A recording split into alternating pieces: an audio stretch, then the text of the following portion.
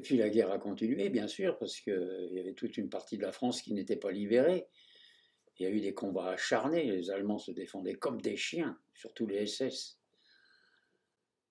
Puis finalement, avancé en avancé, début 45, l'Allemagne envahit, et la reddition de l'Allemagne, à genoux, reddition sans condition. Et c'est là que nous avons vu rentrer d'abord les prisonniers de guerre et en même temps qu'eux, des trains entiers de déportés. C'était affreux à voir. C'était des fantômes. On sentait qu'ils étaient complètement ailleurs. Ils faisaient partie d'un monde qu'ils n'oublieraient plus.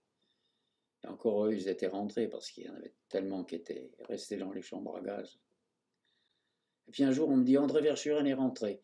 Je me précipite, bien sûr, on tombe dans les bras l'un de l'autre.